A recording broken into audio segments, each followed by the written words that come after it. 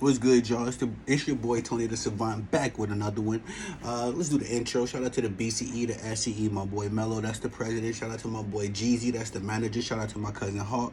Been supporting since day one. I love that, and I love you, G. Let's get into the meat and potatoes now. This is about a week old or so, but it's new to me. Might be old to y'all, but Paul Pierce was recently on Cameron's and Mace's. My son's name's Cameron. I'll be always want to say that. Nonetheless, Cameron and Mace's sports channel. It's called Is What It Is. I know I promoted it on my channel once or twice before. I enjoyed the content and what they bring into the table.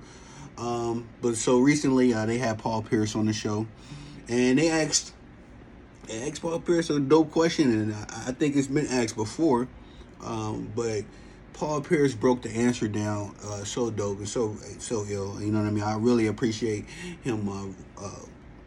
I appreciate when Paul Pierce talks about the game of basketball because you know he's not holding no punches. He's really telling you what it is. He'll even tell you some embarrassing stories about himself.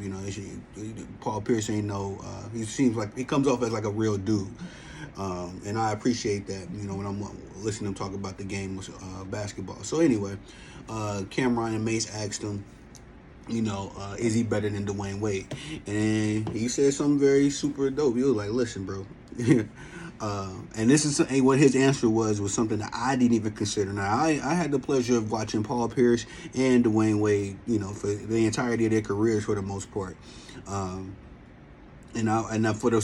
so long, I think the media got me with as far as thinking that Dwayne Wade was better because Dwayne Wade was the more popular player, was a lot more flashier.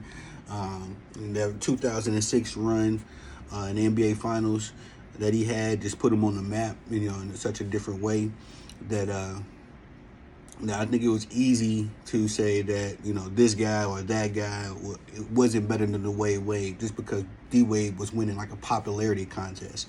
Nobody ever really, I don't recall many people breaking down Dwayne Wade's game. We all knew he was flashy, driving to the rim, all that kind of stuff. But, as far as just breaking down his game, shot for shot, I've never seen anyone do it. I've never done it myself personally. But after Paul Pierce explained why he personally would take himself over Dwayne Wade, it made me think.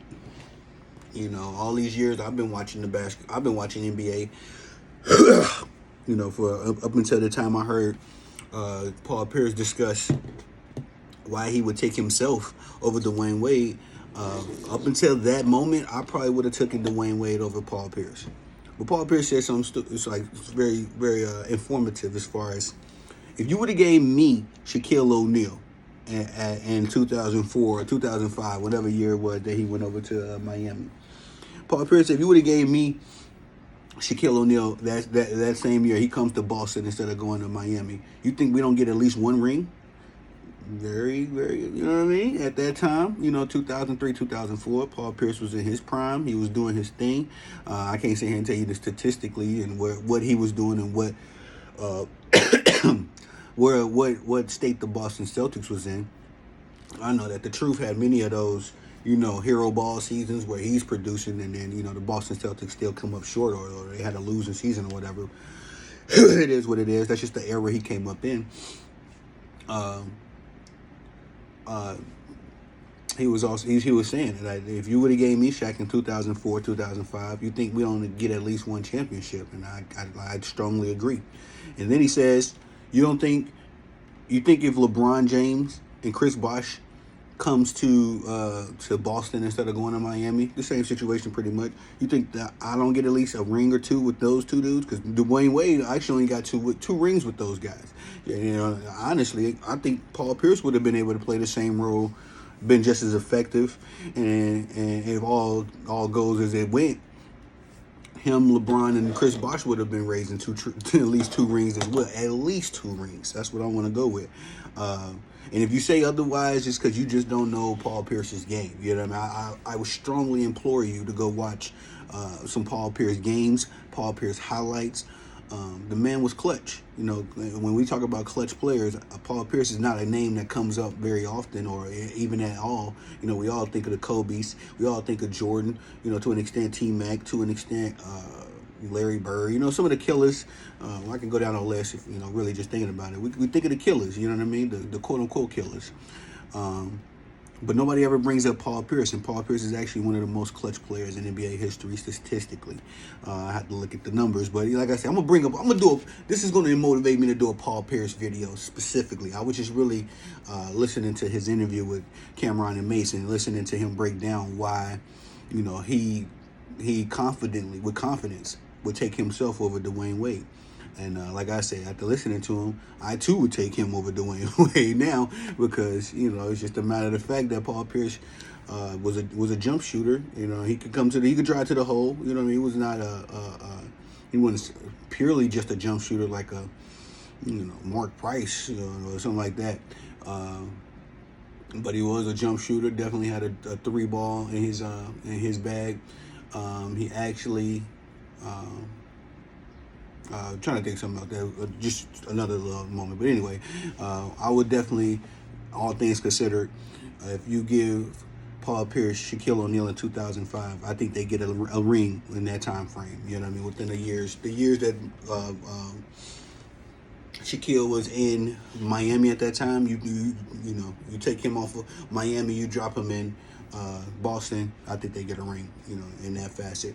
Same way that in 2010, when LeBron makes the decision, let's say LeBron says, I'm going to Boston instead of Miami. We're here all day, here working all day. Miami, he says he goes to Boston instead of Miami. Him, Paul Pierce, and Chris Bosh, they getting at least 2 rings, in that tenure.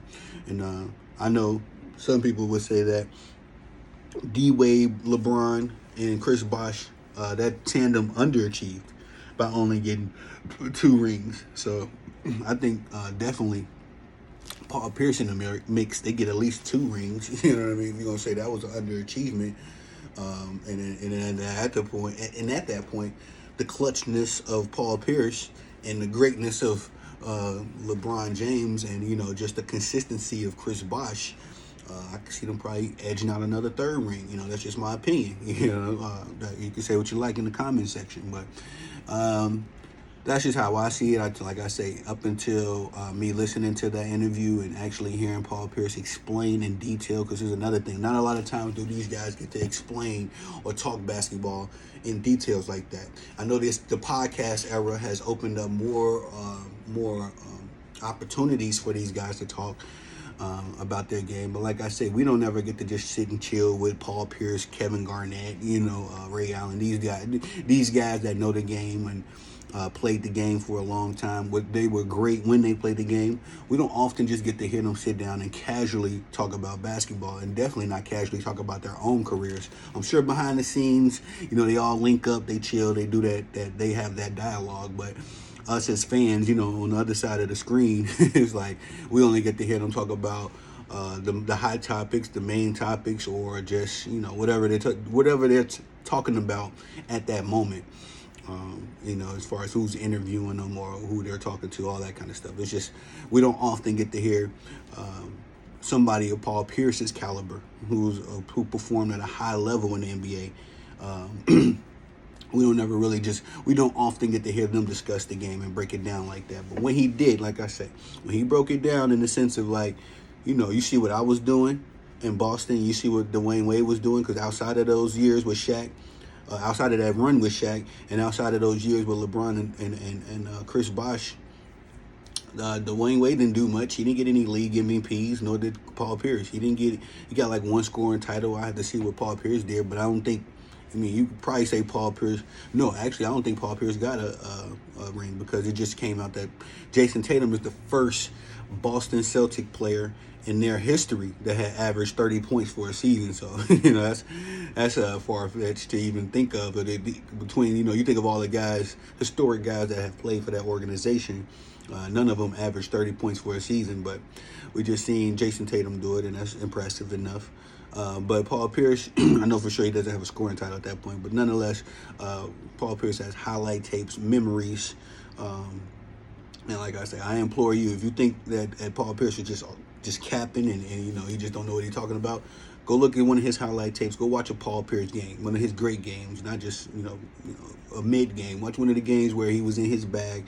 And it was one of his signature games. Like I said, I got a Paul Pierce video coming now.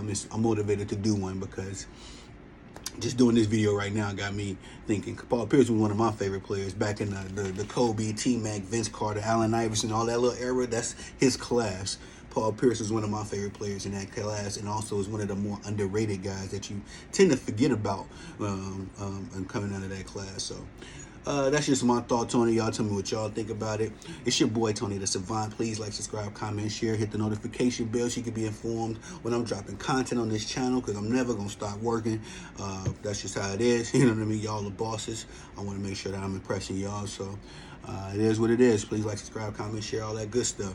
It's your boy Tony the Savant. I'm not a coach. I'm not a player. I'm a savant. Peace.